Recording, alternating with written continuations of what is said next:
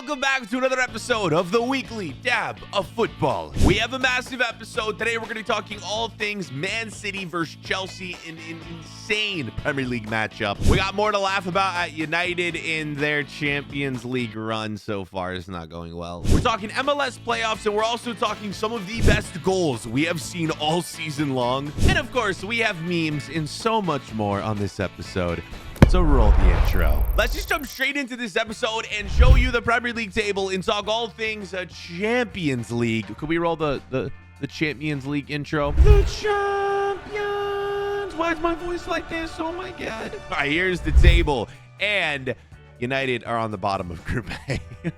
I low-key feel bad for United. I want to see them do well, but it is very funny watching them struggle. 4 games have been played so far. You know, Man United are not out of it yet. Look at that group, man. Copenhagen, Galatasaray on 4 points. United on 3. They'll most likely make a comeback if I had to guess. Group F is also been nuts. Obviously, that is the group of death with Dortmund, PSG, AC Milan, and Newcastle. Does anyone else feel like no other group gets talked about besides Group A or Group F? I mean, I don't really have a favorite team in the Champions League, so I haven't really been following anyone specifically. I more just see the highlights here and there, watch a few games. But yeah, everything in the Champions League is boring besides Group A and Group F. We got 6 teams so far who have qualified: Bayern Munich, Inter Milan, Leipzig, City, Real Madrid, and Real Sociedad. These 6 teams are going the round of 16. Let's talk about how United ended up in last place. They took on Copenhagen this weekend, and Copenhagen's tifo for this match was crazy. It read, "Your theater of nightmares."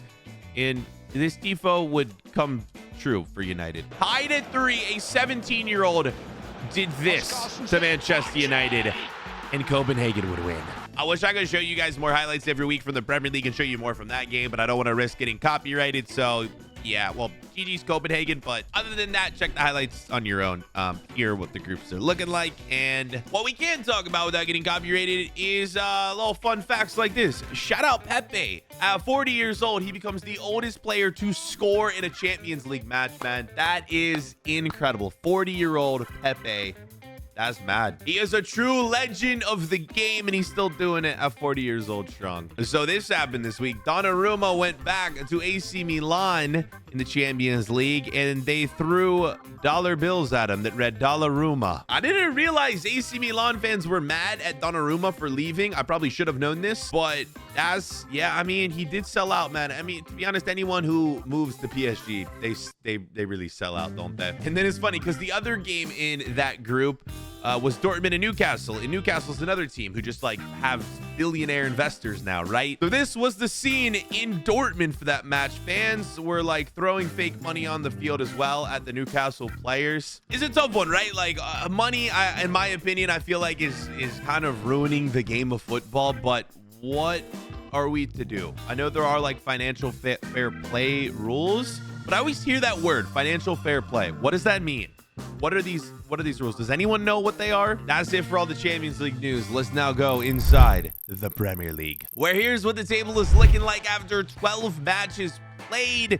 Chelsea up to 10th place. We got City, Liverpool, Arsenal, Tottenham, Villa in the top 5. We got Luton, Sheffield, and Burnley in the bottom 3. This was the big matchup of the week. Chelsea versus City, and it did not disappoint. 4-4 was the final score. And of course, it was Cole Palmer, the former City player, who took the penalty, equalized in the 95th minute for Chelsea to gladly steal 1 point from this match. I was watching the match at a Chelsea bar in New York City. I got my reaction live to the goal, the Palmer goal. Assault watch. Wait for it. It was actually sick. It's called Legends. It's in New York City, right by the Empire State Building. Tons of Chelsea fans show up every week.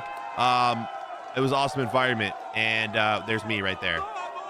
Thiago Silva also had an amazing game, and this is another crazy stat. We're talking about all the old footballers today. Thiago Silva has become the only player age 39 or over to score in the Premier League. Shout out to all the old footballers. Oh, also Jack Harlow was at the match.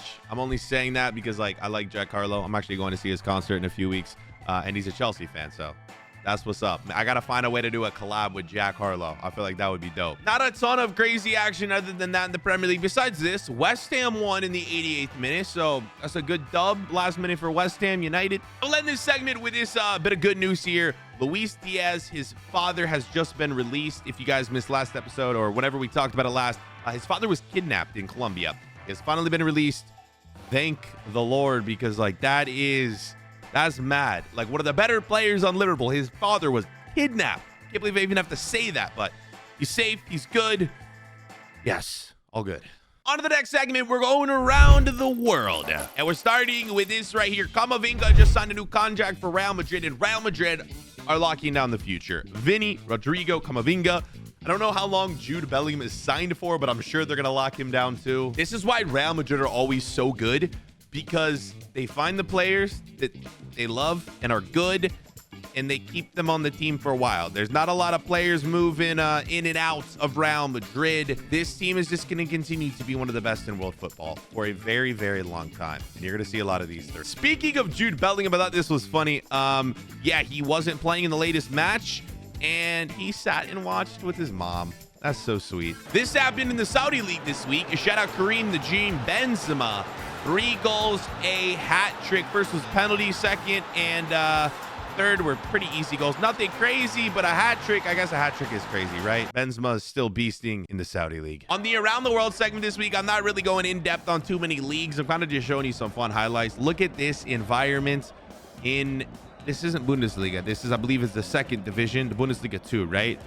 Mad, bro. Both sides of support were lighting off the pyrotechnics, man. Pyro, whatever it's called, man. The fireworks, I don't even know. They're all on fire. I don't know how they get that into the matches. I don't know how this stuff's allowed at football games. I don't think it is. I still don't really understand this aspect of European football. I love it. It's so fun to watch, but like, how do they get this stuff in the stadium? And how is that not burning down the whole stadium? I'm always confused. Okay, let's move on. So this happened over in Toulouse. I hope I'm pronouncing that name right. They took down Liverpool in the Europa League this past week.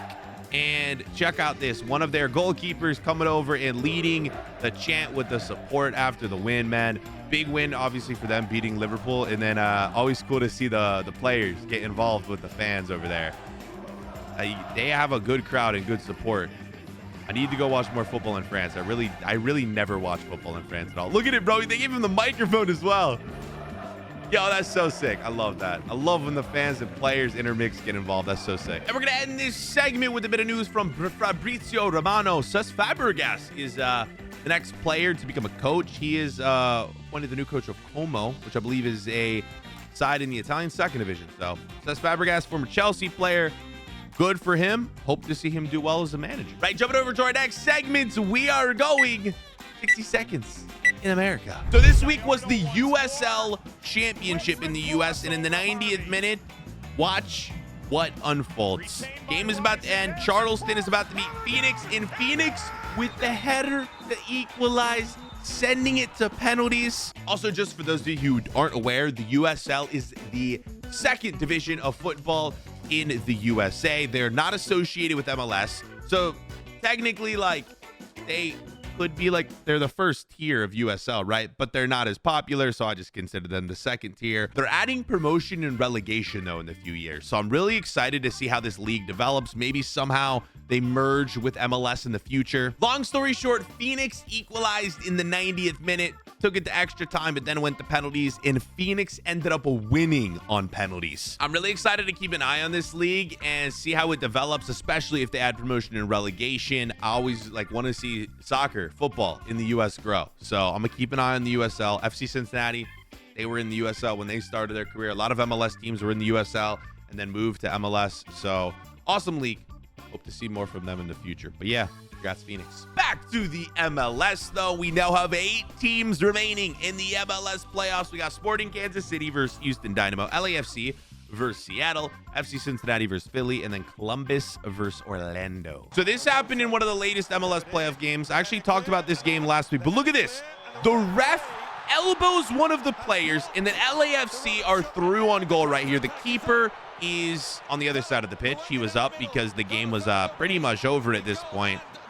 And LAFC scored, right? Ended up getting called back because the ref bumped one of the players. But this was just one of the weirdest things that could have ever happened. The ref goes back, VAR, and says no goal because he bumped one of the players. And yes, that helped LAFC to advance, where they now play Seattle. Vancouver got eliminated partially because of that. I mean, Vancouver still had to score, but just that was super weird. The ref literally threw an elbow to one of the players, man. Can't do that. Also, shout out to Gotham FC. The championship of the women's league in the US was this weekend, and yeah, team from New York won. So GG's, good on them. I didn't watch the game, but I heard it was a good one. Yeah, good to see women's football growing in the US. Always. And I'm gonna end this segment with an announcement. This week, USA take on Trinidad and Tobago in Austin, Texas, and I will be there. So if any of you guys are gonna be at the game and see this beautiful face, make sure to say hello. We'd love to meet some of you guys there in Austin, Texas this weekend. So yeah, shout out if you're from Austin, and we'll be at the game. I'll see you guys there. All right, time to move on to our goals of the week. Sit back because we have some mad goals this week, starting with Zinchenko in the Prem. Watch this. Oh my God. One of the most mad goals we've seen this year in the Premier League. We got to watch it one more time. Look at this. Ball placed perfect for the scissor kick into the side netting. That is a thing of beauty, even if it is from Arsenal. Check out this right here. This is, I got some Sunday League action in Dursley, England, wherever that is. Deeks the defender, crosses in, wait for it. Bicycle kick into the side netting. Bang. Let's watch it one more time. Watch this deke right here. Look at this. Oh, man. Love to see that. Fake cross, fake shot, and then ball placed perfectly for that finish. I'm telling you, this week, I think, are the best goals we've had all year long. So just wait, because there are more coming. All right, this next one I have to blur. Editor Patrick, please blur this. Go watch this one on your own. A halfway line goal was scored by Inter Milan. I can't show it because the Italian league always copyrights all of my footage. But insane halfway line goal. Go Google this, all right? Use the Google, kids, and find that goal if you want to watch it. All right, look at this goal. This goal is fire. Literally. Look at this. What is he doing? His head is on fire. Yo! That's okay. One more time. What? Don't try this at home. Please, kids, do not try this. Please. I did not tell you to try this. Don't do this. It's like he was okay, but okay, one more time. I mean, yeah, it's a goal. He scored. It's in our goals of the week. I have no idea what league this is in, but one of you guys DM'd me this goal, so we're gonna watch it. I already saw it, but what? Just right here. Look. Oh my God. Yo, whoever sent me this, thank you. What league is that? Someone let me know in the comments. I have zero idea, but that was a banger. Watch this free kick, please. Look at this thing of beauty. Oh my goodness.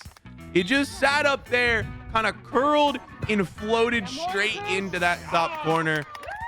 Banger of a goal coming out of the Netherlands right there. Listen, I love a good goal in the Champions League, Premier League, Bundesliga, but there's nothing better than a good Sunday League finish. That's my favorite part about this series, man. All right, watch this right here. This is a crazy pass first, back heel. Look at the finish as well.